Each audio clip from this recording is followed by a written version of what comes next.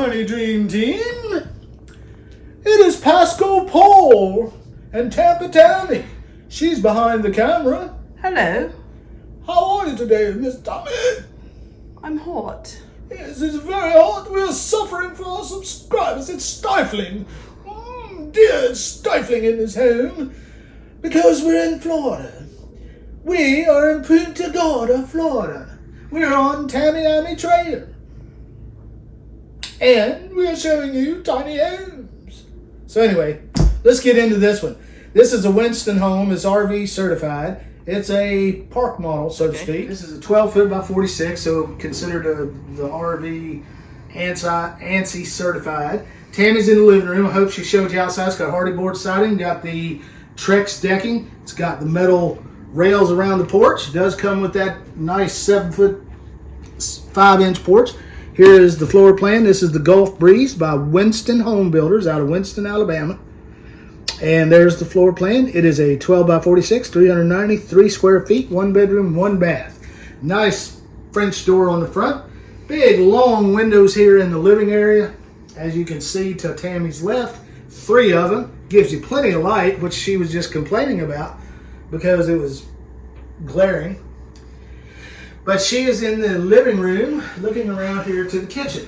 Now, you're going to have to probably configure this in some way where you've got some dining. You do have dining over the bar here where it hangs over, thus the hangover bar.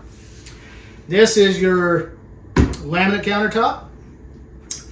You have your kitchen here. Just tons of storage in this kitchen. That's surprisingly big. The cool thing is they do put full-size appliances in here for the most part. We do not have a microwave. They've opted for this nice, fancy, schmancy hood, which I like these, but it means you're going to have countertop microwave somewhere, a small one. Some of you don't like microwaves. Don't use a microwave. That's great.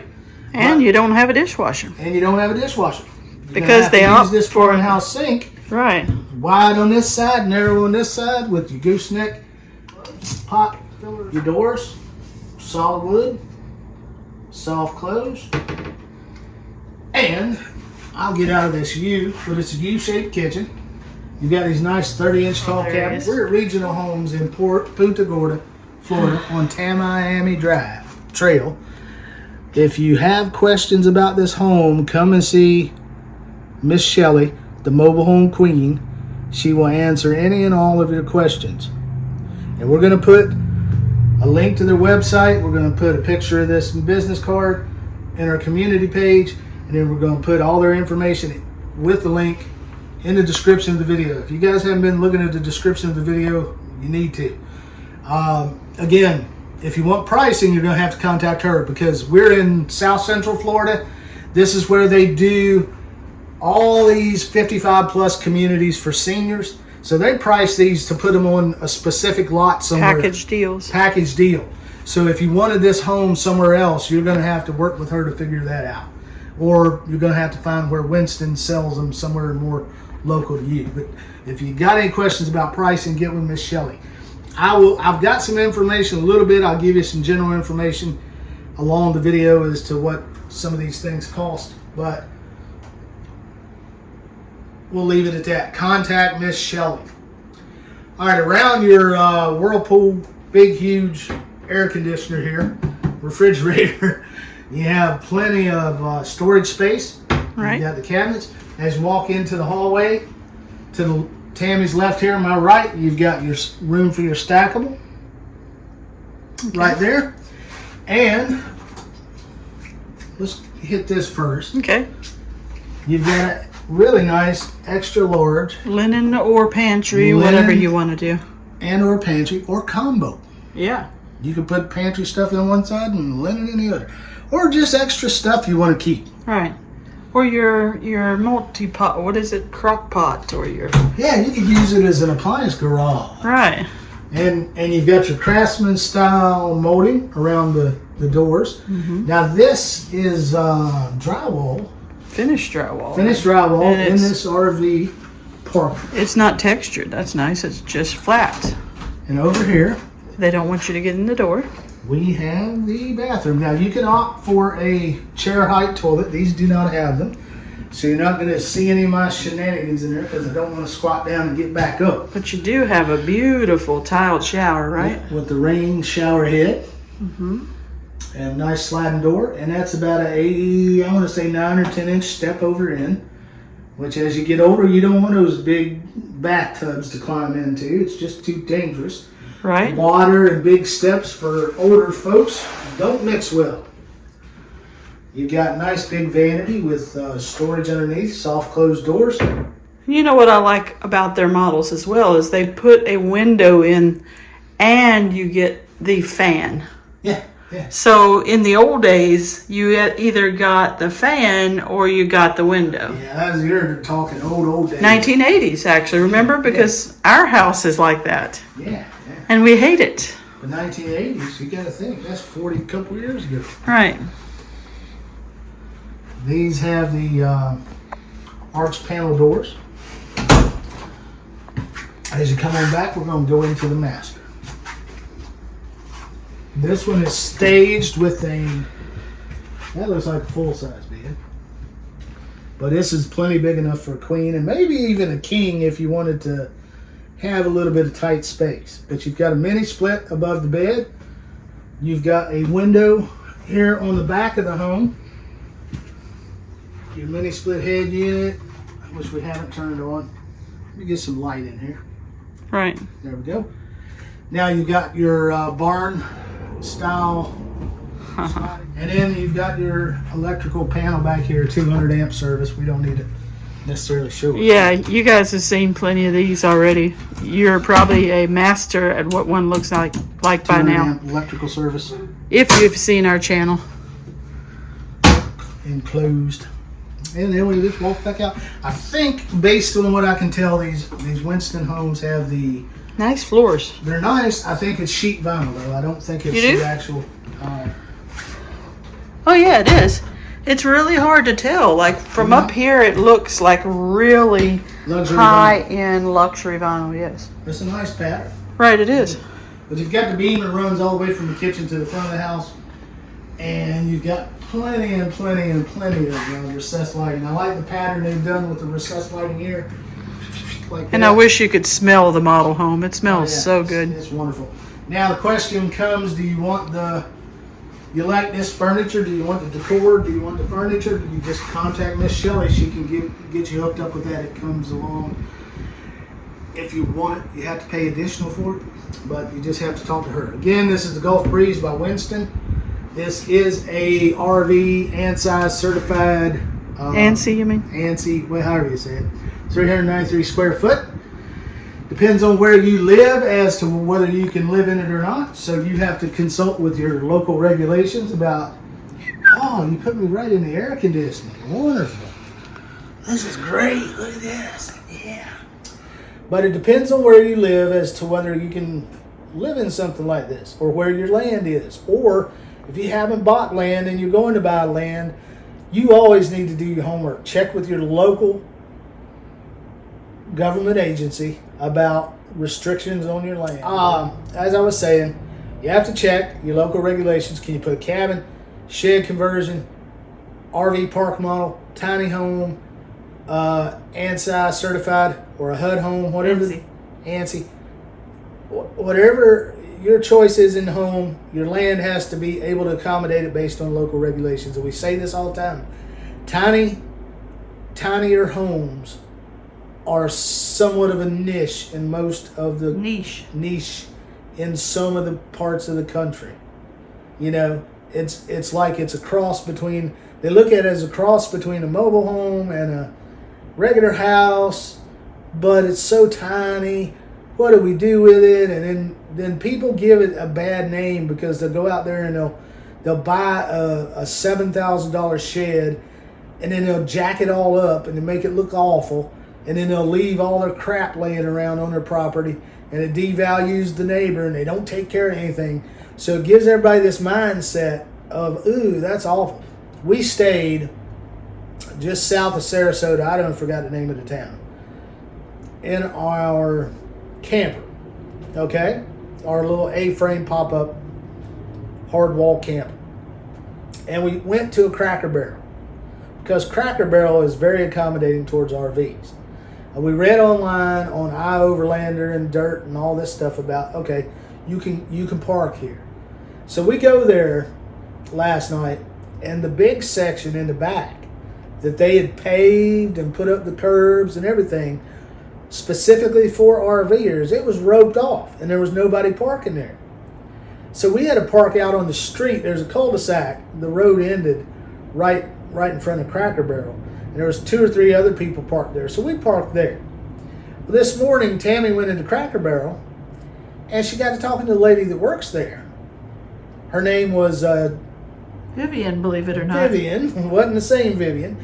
But she got to talk to Vivian and she says, why did y'all rope all that off? Go ahead, Tammy, explain. Well, she said that there were RVers and van lifers that decided they wanted to just stay forever and start trashing the place. So she had to, pick up all their trash every day. And she says, I don't understand. We allow our RV people and our van life people to throw their trash in our dumpster, is what she said. Yeah. And they go and just throw it around wherever. And she said, we're tired of it. So we blocked off the back to where nobody can park back there anymore. So let me explain something to you. I say this, Tammy gets mad at me. But if you live full-time in a van, or you live full-time in an RV, technically speaking, you are homeless. But you're not a homeless person, okay? But if you're one of them people that goes and camps at Cracker Barrel for 2 weeks and trash the place and ruin it for all the other normal people, you're a homeless person, okay? Right. And if you don't like it, you can kiss my patootie, okay? So that's the same thing that goes on with tiny homes. Some dude goes and buys a $7,000 shed and says, I'm going to convert it, and then he sets it on his property. He don't mow his grass. He don't clear his brush. And he lives in it with just the studs. Like and he's don't too insulate lazy it, put the drywall in it. Don't do anything. Any of that stuff. Those are type of folks that end up hurting the people that really are into the movement, that are trying to do something nice with it. Do something good for the tiny home movement. Yeah. Do something good. Leave it better than you left it. And the mobile home and that gets in the minds. When the business leaders and the city leaders and the people that make these regulations, when they hear tiny home, they think of that dude that lives back in the woods in a junky looking cabin that he ain't painted for 22 years, and he's got 3 broken down lawnmowers and 6 junk cars, and he lives in this shed. That's what they think, okay? And that's why the regulations are just getting so stiff in different counties and states. And that's what's hurting the community. Not the normal people that want it as a lifestyle, for downsizing, for reduced cost of living, for less impact on the environment, for reduced energy consumption, and for all of those positive things. Well, we can also make an example. Vivian's van life. Vivian will go when she can't find anything else and ask somebody at a gas station whether she can stay over. Yeah. Well, she gets to talking to people, and they'll find out she's a really good person. Yeah. And sweet person, and she's not going to go and trash the place like some of these other people. Yeah. So it's like we talked about. If you watch the video where we were out in the woods looking for Bigfoot and all these 4x4 or side-by-sides we're driving around, I said it in that video, I'm going to say it again. You always leave a place better than you left it. Like we got out of the RV today, packing up, getting ready to leave.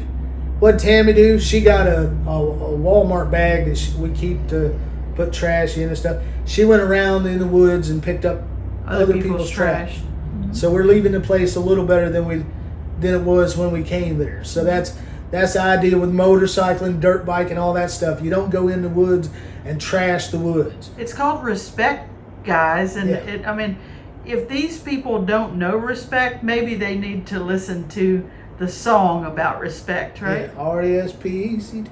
But I'm going to tell you what it means to me. If you don't like it, you can kiss my patootie. That's what it means to me.